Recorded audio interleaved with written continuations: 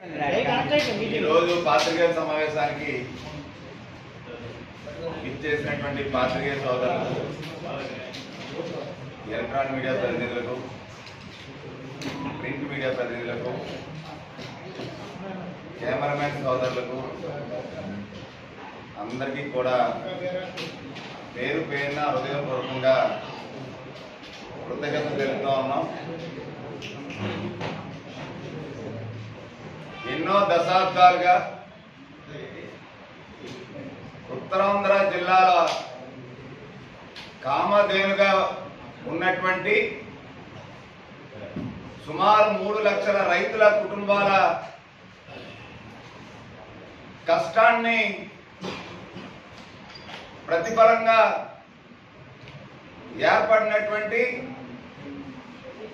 Visakha dairy ఏదైతే దశాబ్దాల నుంచి కూడా 2000 కోట్ల రూపాయలు టర్నోవర్కి ఎదిగి ఆంధ్ర రాష్ట్రంలోనే అత్యంత పెద్ద డైరీగా సుమారు 3 లక్షల మంది రైతు సంఘాలు కష్టంతో పైకొచ్చినటువంటి విశాఖ డైరీ చరిత్రలోనే నష్టాల బాటలో పట్టింది. పాడి రైతుల సొమ్ముతో ఆడారి కుటుంబం సోకులు చేసుకుంటుంది. ఆడారి స్వార్థానికి లక్షల మంది పాడి రైతులు బలైపోతున్నారు. 100 కోట్ల విశాఖ డైరీ నిధులు ఆడారి కుటుంబ సభ్యులు, డైరెక్టర్లు స్వాహా చేశారు. అంతేకాకుండా 100 కోట్లతో కట్టినటువంటి కృషి హాస్పిటల్ డాక్టర్ సతీష్ పరం చేసేశారు. రాయల్ లైన్ ఐస్ క్రీమ్ పేరుతో ఆడారి కుటుంబం బినామీ వ్యాపారం చేస్తుంది. కుక్కిరాపల్లిలో 20 ఎకరాల డైరీ ఆస్తుల్ని ఆడారి కుటుంబం కొట్టేసింది. స్కిల్ డెవలప్మెంట్ ముసుగులో 25 కోట్ల రూపాయలు మిలీనియం సాఫ్ట్వేర్ కంపెనీకి బదలాయించేశారు. విశాఖ డైరీలో డైరెక్టర్లే విశాఖ డైరీలో డిస్ట్రిబ్యూటర్లుగా అవతారం ఎత్తి కోట్ల రూపాయలు దోచుకుంటున్నారు. చరిత్రలో మొట్టమొదటిసారి డైరీ నష్టాల బాటను పట్టింది. ఎందుకు పట్టింది? ఈ యొక్క పరిపాలన ఏదైతే పాలకవర్గం ఉందో వాళ్ళ వలన, ఎవరి వలన, ఆడారి కుటుంబం వలన అని చెప్పి అడగడానికి ఈ యొక్క పాత్రికేయ సమావేశం పెట్టడం జరిగింది. 100 కోట్ల దాటి 1000 కోట్లకు వెళ్ళినటువంటి డైరీ అక్రమాలపై సిబిఐ, ఈడీ, ఇన్కమ్ ట్యాక్స్ విచారణ జరిపించాలని చెప్పి ఈ యొక్క పాత్రికేయ సమావేశం పెట్టాం. కూటమి ప్రభుత్వం పాలకవర్గాన్ని వెంటనే రద్దు చేయాలని, పాలనా వ్యవహారాల అధికారులకు బదిలీ చేయాలని మేము కోరుతా ఉన్నాం. పాడి రైతుల కుటుంబాలకి ఉచితంగా వైద్యం అందించాలనేటువంటి ఒక మంచి సంకల్పంతో ఆడారి తులసీరావు గారు ఏదైతే ఏర్పాటు చేశారో ఆ యొక్క కృషి హాస్పిటల్ని 100 కోట్ల రూపాయలతో కృషి హాస్పిటల్ని నిర్మించారు. ఆ 100 కోట్ల రూపాయల కృషి హాస్పిటల్ ఏదైతే ఉందో దాన్ని వాళ్ళ బినామీ అయినటువంటి డాక్టర్ పెంటకోట సతీష్ కుమార్కి కారు చౌకగా లీజ్ ఇచ్చేశారు. 500 బెడెడ్ హాస్పిటల్ అది. 10 రూమ్స్ ఉంటాయి, ఆపరేషన్ థియేటర్ రూమ్స్, అత్యంత భారీ రూమ్స్. దాంట్లో 20 నుంచి 25% ఆక్యుపెన్సీ, అంటే సుమారు 100 బెడ్లు. ఎప్పుడు కూడా పాడి రైతులకి విశాఖ డైరీలో సొసైటీలో సభ్యులకి ఉచితంగా వైద్యం అందించడానికి కల్పించాల్సినటువంటి హాస్పిటల్. అలాంటిది ఏదైతే పెంటకోట సతీష్ డాక్టర్ సతీష్కి ఇచ్చేశారో వాళ్ళ బినామీకి, అక్కడి నుంచి మళ్ళీ కిమ్స్ హాస్పిటల్ కి సతీష్ అన్న వ్యక్తి లీజ్ కి ఇచ్చేశారు. అయితే ఇక్కడ గమ్మత్తు ఏంటంటే విశాఖ డైరీ ప్రతి నెల 80 లక్షల రూపాయలు డాక్టర్ పెంటగొండ సతీష్ కి ఎవరైతే ఆడారి కుటుంబం బినామీగా ఉన్నాడో ఈయనకి ప్రతి నెల 80 లక్షలు విశాఖ డైరీ చెల్లిస్తారు హాస్పిటల్ మెయింటైన్ చేయడానికట. కిమ్స్ కి ఏదైతే ఇచ్చారో ఈ పెంటగొండ సతీష్ కిమ్స్ దగ్గర నుంచి కూడా లక్షల రూపాయలు ప్రతి నెల వస్తూ ఉంటాయి. ఇవి ఆడారి ఆనంద్ పెంటగొండ సతీష్ కుమారు పంచుకుంటారు. రైతులు ఏదైనా అనారోగ్యంతో వస్తే హాస్పిటల్ జాయిన్ అయితే కేవలం సుఖీభవ కార్డు ఏదైతే రైతులకు ఇచ్చారో విశాఖ డైరీ వాళ్ళు సుఖీభవ కార్డుని కేవలం 1,00,000 రూపాయలకే పరిమితం చేసి టెస్ట్ల పేరుతో నామమాత్ర రుసుముతో 1,00,000 రూపాయలు అయిపోయినాయని చెప్పి 7 లక్షలు 8 లక్షలు 10 లక్షల రూపాయలు కూడా రైతుల్ని ముక్కు పిండి వసూలు చేసిన సందర్భాలు ఈ హాస్పిటల్లో కోకొల్లలు ఉన్నాయి. రైతుల కోసం పెట్టినటువంటి హాస్పిటల్ని పాడి రైతుల కష్టంతో పెట్టిన హాస్పిటల్ని పాడి రైతుల దగ్గర నుంచి లక్షల రూపాయలు దోచుకుంటున్నటువంటి ఈ యొక్క డాక్టర్ పెంటగొండ సతీష్ కుమార్ ఆడారి కుటుంబం ఏదైతే ఉందో ఇది పూర్తి స్థాయిలో విచారణ జరిపించాలి. ఇంకో విషయం ఏంటంటే ఈ హాస్పిటల్లో ఎవరైతే ఆడారి ఆనంద్ కుమార్ గారు వదిన గారు అనుకుంటా ఆమె ఇక్కడ ఫార్మసీ నడుపుతారు. ఈ హాస్పిటల్కి నడపడం కాదు, ఫార్మసీకి మందులు అందిస్తారు. ఆ మందులు అందించడానికి ఆవిడ ఒక సూపర్ స్టాకిస్ట్. ఆవిడ ద్వారాగానే బిల్లింగ్ అవుతాయి. ఆ బిల్లింగ్ అయ్యేటువంటి దాంట్లో ఏటా కోట్ల రూపాయలు ఈ యొక్క ఆడారి ఆనంద్ గారు వదిన గారు సుజాత అనేటువంటి వ్యక్తి ఆమె కోట్ల రూపాయలు మందుల రూపంలో ఆడారి ఆనంద్ గారు కుటుంబం ఏదైతే ఈ హాస్పిటల్ దీంట్లో ముసుగులో కొట్టేస్తున్నారు. ఈ యొక్క సుజాత గారు ఏం చేస్తారు? ఉచితంగా రైతులకి వైద్యం అంటారు, మెడిసిన్స్ ఏంటి జనరిక్ మెడిసిన్స్ ఇస్తారు, అతి తక్కువ మెడిసిన్స్ ఇస్తారు జనరిక్ మెడిసిన్స్. బిల్లింగ్ మాత్రం సుజాత గారు కోట్ల రూపాయల్లో నాణ్యమైనటువంటి మందులు కొంటున్నట్టు హాస్పిటల్లో చూపిస్తారు. ఇది ఒక పెద్ద కుంభకోణం. ఈ కుంభకోణంలో బోల్డ్ అంతరార్థాలు ఉన్నాయి. దీనిపైన పూర్తి స్థాయిలో విచారణ జరిపించాలి. ఇకపోతే 20 ఎకరాలు ఏదైతే యలమంచిలి కుక్రాపల్లి గ్రామంలో ఇంజనీరింగ్ కాలేజ్ అంటే పాడి రైతుల పిల్లలకి ఇంజనీరింగ్ చదివించడానికి మంచి విద్యను అందించాలని చెప్పి ఉద్దేశంతో వీళ్ళు పెట్టినటువంటి ఆ యొక్క 20 ఎకరాల భూమి ఏదైతే ఉందో చాలా తెలివిగా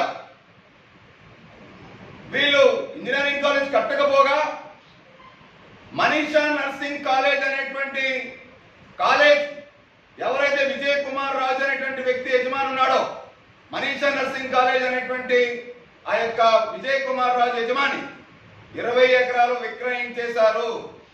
అధికారికంగా ఆ విజయ్ కుమార్ రాజు ఇచ్చినటువంటి చెక్కు ఏదైతే విశాఖ డైరీకి అది అమౌంట్ బదిలీ కాలేదు, రూపాయి కూడా 20 ఎకరాలకు సంబంధించిన లావాదేవీ.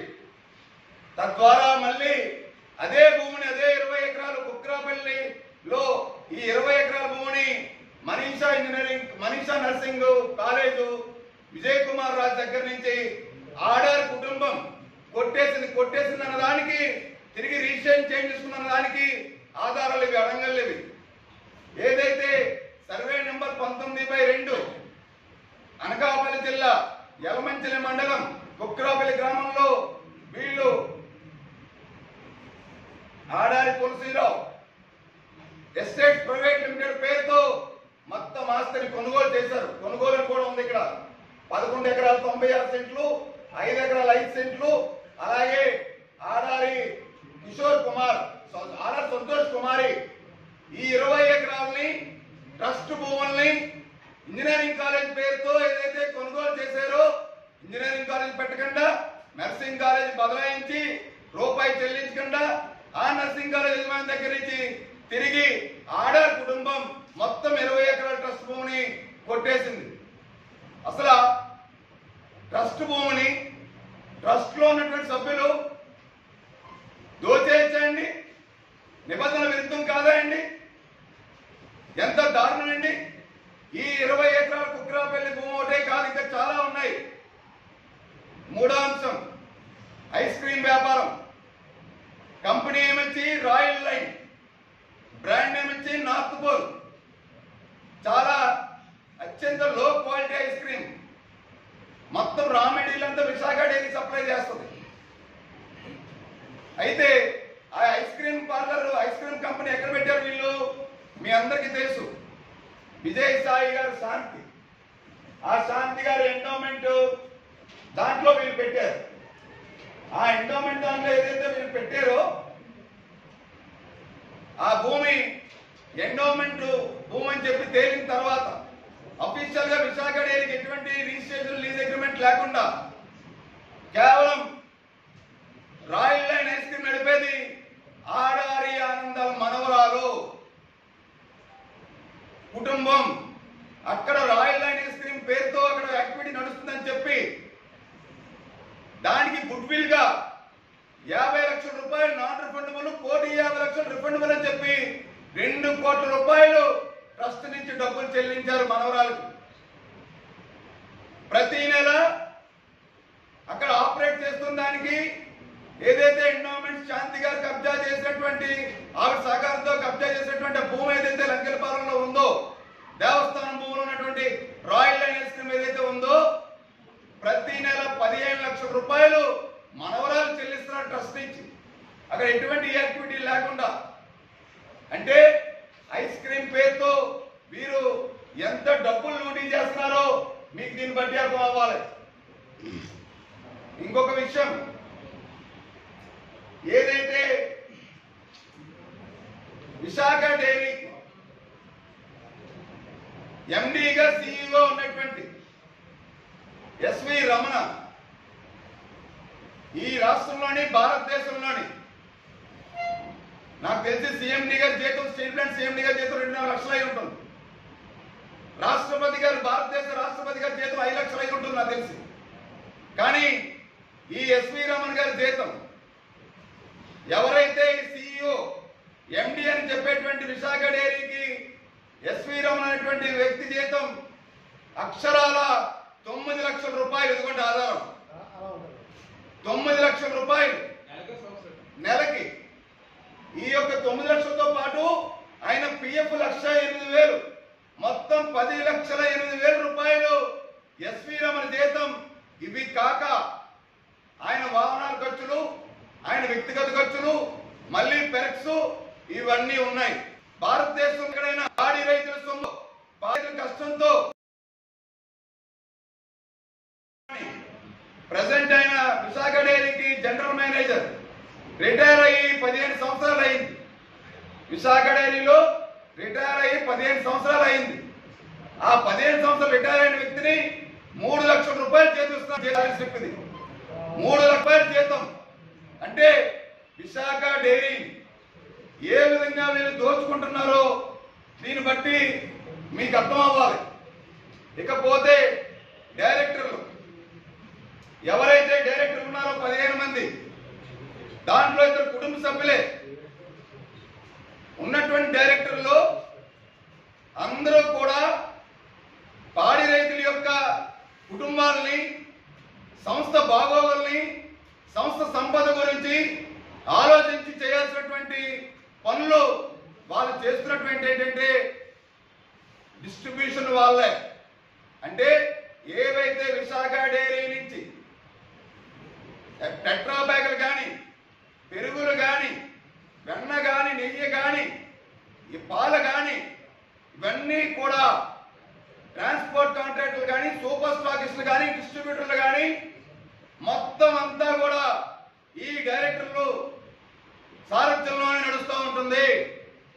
విశాఖ డైరీ నుంచి బయట వ్యక్తులు ఎవరు, సూపర్ స్టాకిస్టులు కానీ, డిస్ట్రిబ్యూటర్లు కానీ ఎవరు ఉండరు. కేవలం డైరెక్టర్లకి ఏటా కోట్ల రూపాయల ముడుపులు ముట్ట చెప్పడానికి, వాళ్ళు నోరెత్తకుండా వీళ్ళు చెప్పిందల్లా, వీళ్ళు పాడిందల్లా కొంతపాటు పాడిన దానికి ఈ డైరెక్టర్లకి మొత్తం డిస్ట్రిబ్యూషన్ యాక్టివిటీస్ ఇచ్చేశారు. ఇంకో గొప్ప విషయం ఏంటంటే, ఒక డైరెక్టర్ పేరు చెప్తా మీకు, ఫోటో కూడా చూపిస్తే మీకు కొంత అర్థమవుతుంది. గేదెల సత్యనారాయణ జి సత్యనారాయణ, ఈ ఫింగర్ పాయింట్ పెట్టారు, జి సత్యనారాయణ. ఈ జి సత్యనారాయణ అనేటువంటి డైరెక్టరే అత్యంత భారీ అవినీతిపరుడు అనడానికి నిదర్శనం ఏంటంటే, ఎప్పుడు కూడా విశాఖ డైరీలో ఏ రోజు పాల డబ్బులు ఆ రోజు కట్టాలి, జమ చేయాలి, ఎక్కడ జ్యూస్ ఉండకూడదు. ఒకవేళ జ్యూ ఉంటే నెక్స్ట్ డే పాలు కూడా రావు. ఇతను స్వాధీనంలో ఉన్నటువంటి మహానుభావుడు స్వాధీనం ఉన్నటువంటి డిస్ట్రిబ్యూషన్ కంపెనీలో గేదెల సత్యనారాయణ 72,42,500 రూపాయలు ఇప్పటికి విశాఖ డైరీకి బకాయి ఉన్నాడు. ఇది లేటెస్ట్ రిపోర్ట్, ఇది ఇవాళకి లేటెస్ట్ రిపోర్ట్, అఫీషియల్ రిపోర్ట్. ఒక డైరెక్టర్ 72 లక్షల రూపాయలు గేదె సత్యనారాయణ వ్యక్తి బకాయి ఉంటే ఎందుకు విశాఖ డైరీ యాజమాన్యం వసూలు చేయలేకపోతా ఉంది? అలాగే చాలా మంది డైరెక్టర్లు లక్షల్లో బకాయి ఉన్నారు. అంటే కేవలం సత్యనారాయణ ఆదాయం కోట్ల రూపాయల్లో ఉంటుంది. ఒక్కొక్క డైరెక్టర్ ఆదాయం కోట్ల రూపాయల్లో ఉంటుంది. వాళ్ళ ఆస్తుల మీద, డైరెక్టర్ల ఆస్తుల మీద కానీ, వాళ్ళ బినామీల మీద కానీ ఇవాళ సిబిఐడి విచారణ కనుక జరిపితే, ఇన్కమ్ ట్యాక్స్ రైడ్ చేస్తే కోట్లాది రూపాయల అవినీతి వాళ్ళ పట్టుబయలు అవుతుంది. ఇదంతా ఒక ఎత్తండి. లేబర్ కాంట్రాక్ట్, చాలా ఆశ్చర్యకరమైన విషయాలు. లేబర్ కాంట్రాక్ట్ విశాఖ డైరీలో అన్ని ఆపరేట్ చేస్తాడు. ఆ యొక్క లేబర్ కాంట్రాక్టు 25,000 మ్యాండేస్ అండి. అంటే నెలకి 25,000 మ్యాండేస్ ఉంటే ఒక్కొక్క మ్యాండ్ ఒక దగ్గర నుంచి 77 చెప్పిన ప్రతి నెల చైర్మన్ 25 లక్షల రూపాయలు లంచం ఇవ్వాలండి జీతం నుంచి. ఈ డబ్బులు కలెక్ట్ చేసి నా దగ్గర ఆధారాలు ఉన్నాయండి. నేను ఆధారాలతో మాట్లాడుతున్నా. ఆ యొక్క ఏదైతే వాళ్ళ యొక్క ఎంప్లాయీస్ పిఎఫ్, ఎల్ఐసి కానీ, గ్రాట్యుటీలు కానీ ఎక్కడే పెంచుతారని చెప్పి విశాఖలో ప్రతి 4 ఏళ్ళకి ఒకసారి ఈ యొక్క బిఐను ఆడార్ ఆనంద్ కుమార్ వీళ్ళ యొక్క ఎవరైతే ఉన్నారో కాంట్రాక్టులు మారుస్తారు. కాంట్రాక్ట్ ఒకరిదే, పేర్లు మారుస్తారు. పని వాళ్ళే. 30 ఏళ్ళుగా ఉన్నటువంటి పాడి రైతులు ఇప్పటికీ కూడా ఆడారి కుటుంబం కబంధ హస్తాలు నలిగిపోతున్నారు. వాళ్ళ జీవితాలు, వాళ్ళ జీవన విధానాన్ని మారలేదు అనడానికి ఇదొక నిదర్శనం. ఇకదే ట్రాన్స్పోర్ట్ యాక్ట్ కంపెనీ వాటికి ఆన్లైన్ పెట్టరు. ఎవరో పాల్గొన వాళ్ళ బినామీలు, ఆడారి ఆనంద్ వాళ్ళ బినామీలే కాంట్రాక్టుల్లో ఉంటారు. వాళ్ళు ప్రతి నెల వాళ్ళు ఇవ్వాల్సింది 30 లక్షల రూపాయలు కాంట్రాక్ట్ వెహికల్స్ ఇచ్చి చైర్మన్ లంచం ఇవ్వాలి. అంతేకాదు ఎలక్షన్ టైంలో మొన్న ఆడారి ఆనంద్ పశ్చిమ నియోజకవర్గంలో పోటీ చేసేటప్పుడు ఈ వెహికల్స్ అన్నింటికి కూడా అడ్వాన్సుల కింద 5 లక్షల రూపాయలు వాళ్ళకి ఇచ్చి రిలీజ్ చేసి, ఏది విశాఖ డైరీ నుంచి అడ్వాన్స్ ఇస్తున్నామని చెప్పి తిరిగి ఎలక్షన్ కోసం ఆ డబ్బులు క్యాష్ రూపంలో ట్రాన్స్పోర్ట్ కాంట్రాక్టర్ దగ్గర నుంచి వెనక్కి తీసుకున్నాడు. అంటే సుమారు 500 వెహికల్స్ ఉంటాయండి. పాల సరఫరా కానీ, పాల బయట సరఫరా కానీ, పాల సేకరణ కానీ, ఏదైనా కానీ 25 కోట్ల రూపాయలు ఎలక్షన్ లో ట్రాన్స్పోర్ట్ దగ్గర నుంచి ఆడారానందు ఎన్నికల కోసం అడ్వాన్స్ రిలీజ్ చేసి మొన్న వెనక్కి తీసుకున్నటువంటి వైనం, దోచుకున్నటువంటి వైనం. ఇదంతా ఒక ఎత్తు.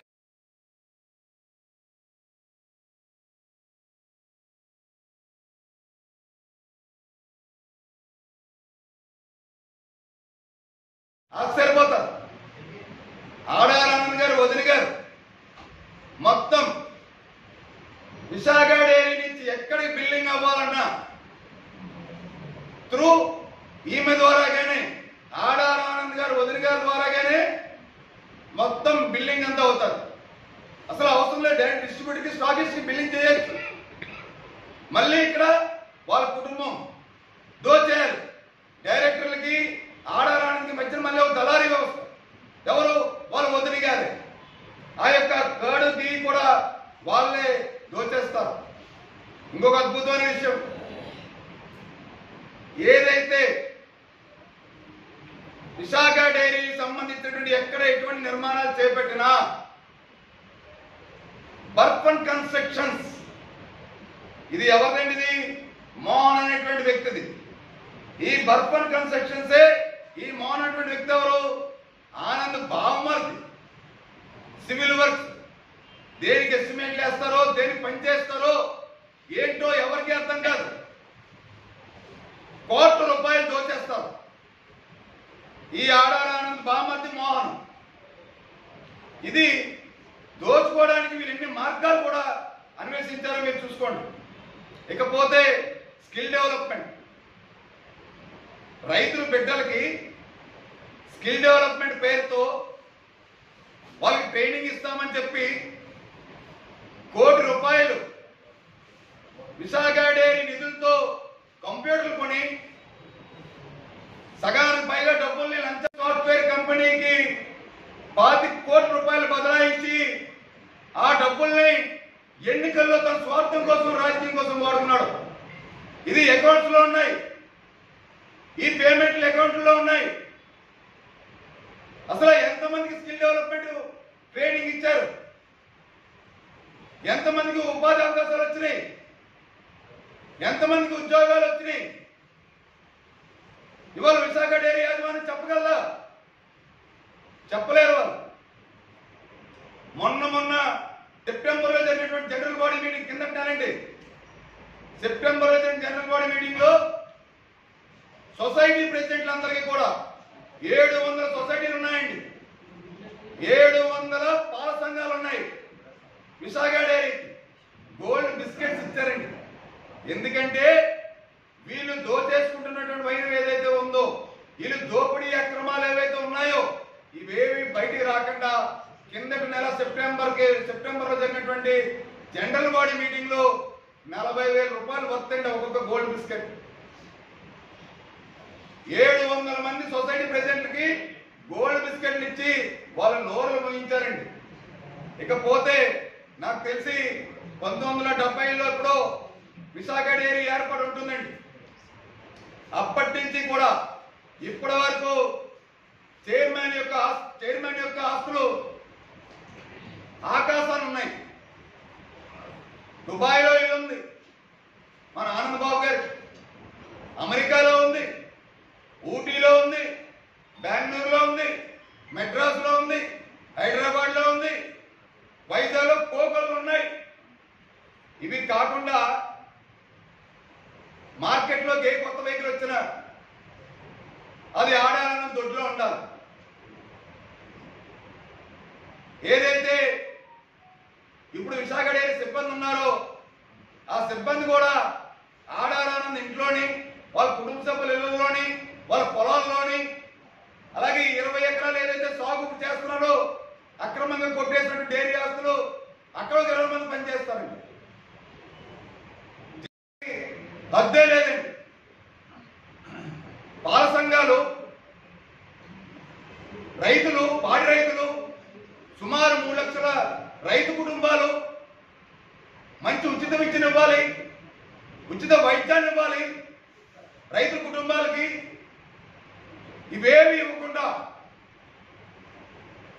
ఉచిత వైద్యం ఇస్తా అని చెప్పి హాస్పిటల్ పేరుతో లీజుకి ఇచ్చేసి ₹1 కోట్లు దోచేసుకుంటూ, ఉచిత విద్య ఇస్తామని చెప్పి ఇంజనీరింగ్ కాలేజ్ భూమిని కొట్టేసి, కనీసం ఉద్యోగ అవకాశాలు కల్పిస్తున్న స్కిల్ డెవలప్మెంట్ లో ₹1 కోట్లు దోచేసి, ఇన్ని పనులు చేసేసి వీళ్ళు ఆడారు ఫ్యామిలీ ఉత్తరాంధ్రకి ఒక ద్రోహులుగా మిగిలిపోయారు. మనం చూసాం గతంలో చక్రవర్తులు పరిపాలించేవారు.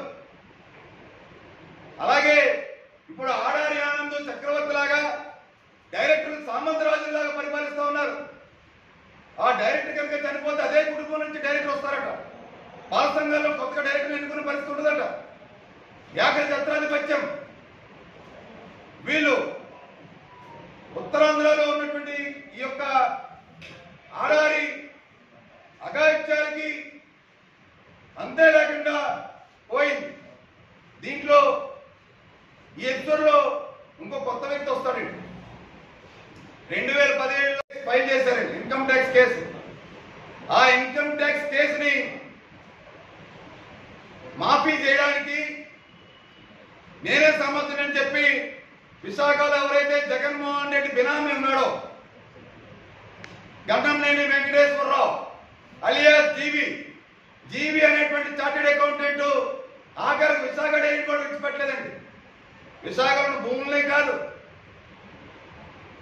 విశాఖ సంపదనే కాదు, విశాఖ డైరీని కూడా జీవి విడిచిపెట్టలేదండి. దూరి ఆ కేసును సెటిల్ చేస్తానని చెప్పి ఖరీదైనటువంటి కారుని బహుమానంగా తీసుకుని కోట్ల రూపాయలు ముడుపులు తీసుకున్న మాట వాస్తవం కాదా? ఎంత దారుణం అంటే విశాఖ డైరీ చరిత్రలో ఇది జనరల్ బాడీ మీటింగ్ బుక్ అండి. ఇది జనరల్ బాడీ మీటింగ్ బుక్. ఇది అంటే ఏదైతే వాళ్ళు ఆడిట్ చేసి ఎంత లాభాలు ఉంది ఎంత నష్టాలు ఉందని చెప్పినటువంటి వైన్ అండి. 2023-24లో సవరించిన బడ్జెట్ అండి 1721,54,79,972 రూపాయలు. ఖర్చులు ఏమొచ్చి 1730,68,66,440 రూపాయలు. మిగిలేమొచ్చి -9,10,80,473 రూపాయలు. విశాఖ చరిత్రలో 120 నుంచి 180 కోట్ల రూపాయలు ప్రతి ఏటా 2,000 కోట్ల రూపాయలు టర్న్ ఓవర్ గా నడిచేటువంటి విశాఖ డైరీ 120 నుంచి 180 కోట్ల రూపాయలు లాభాలు ఆర్జిస్తున్నటువంటి డైరీ. ఆనంద్ కుటుంబం డైరీ ఆస్తుల్ని, డైరీ సంపదని కొల్లగొట్టడం వల్ల ఇవాళ డైరీ నష్టాల బాటలో పట్టింది. రానున్న రోజుల్లో ఉద్యోగులకి జీతాలు ఇచ్చే పరిస్థితి కూడా కష్టసాధ్యం అయిపోయే పరిస్థితి వచ్చింది. ఈ మధ్యనే విశాఖ డైరీ 60 కోట్ల రూపాయలు రుణం కూడా తీసుకొచ్చుకున్నారు. ఇంత సంపదమైనటువంటి డైరీ. ఆడారి ఆనంద్ కుటుంబ సభ్యులు విశాఖ డైరీలో ఉన్నటువంటి డైరెక్టర్ల పైన పూర్తి స్థాయిలో రాష్ట్ర కేంద్ర ప్రభుత్వాలు పాడి రైతుల దృష్టిలో పెట్టుకొని, పాడి రైతుల శ్రమను దృష్టిలో పెట్టుకొని, పాడి రైతుల కష్టాన్ని పెట్టుకొని, వాళ్ళ దృష్టిలో పెట్టుకొని జరిపించాలి. తక్షణమే ఇన్కమ్ ట్యాక్స్ ఖచ్చితంగా రైట్ చేయాలి.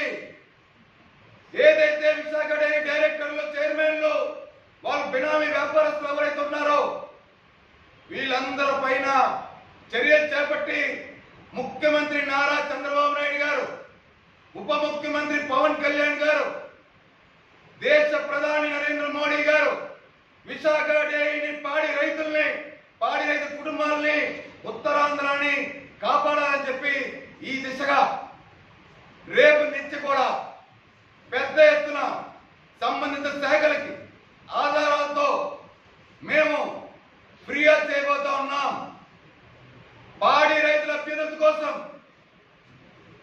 అమాయక రైతుల యొక్క జీవితాలు దృష్టిలో పెట్టుకొని విశాఖ డైరీ ఆడారి కుటుంబం కమాండ్ హస్తాలు ఏదైతే ఇవాళ కబ్జాకు గురయ్యి వందల వేల కోట్ల రూపాయలు అక్రమార్జనకు పాల్పడి దోచుకుంటున్న వైనం ఏదైతే ఉందో వెంటనే రాష్ట్ర ప్రభుత్వం, కేంద్ర ప్రభుత్వం దృష్టి పెట్టి ఈ యొక్క బాడీని డిజాల్వ్ చేయాలి.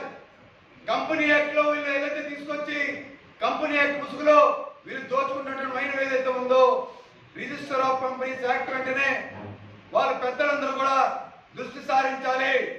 దీనిపైన డైరీ మీద అక్రమాలు తేల్చేంత వరకు, డైరీలో అవినీతి బయటపెట్టి వీళ్ళు శిక్ష పడేంత వరకు పాడి రైతుల తరఫున ఏదైతే అమాయక రైతు కుటుంబాలు ఏవైతే ఉన్నాయో వాళ్ళ తరఫున జనసేన పార్టీ అనినిత్యం పోరాడి రైతుల పక్షాన, రైతుల సంపద పెరిగేలా, రైతు కుటుంబాలకి, రైతు బిడ్డలకి మంచి భవిష్యత్తు ఉండే విధంగా విశాఖ డైరీని అభ్యున్నతమైన స్థానంలో తీసుకెళ్లే విధంగా రాష్ట్ర ప్రభుత్వాన్ని కోరడం జరుగుతుంది. Thank you.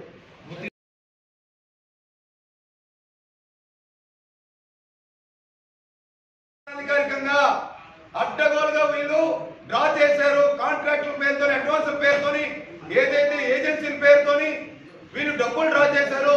రైతు సంఘాలు 2 లక్షల రూపాయలు అడ్వాన్స్ ఇస్తామని చెప్పి 700 సంఘాలు ఇచ్చి 2 లక్షల రూపాయలు తిరిగి మళ్ళీ క్యాష్ రూపంలో ఆనందం తీసుకుని డబ్బులు విచ్చలవిడిగా ఖర్చు పెట్టిన సందర్భం ఉంది.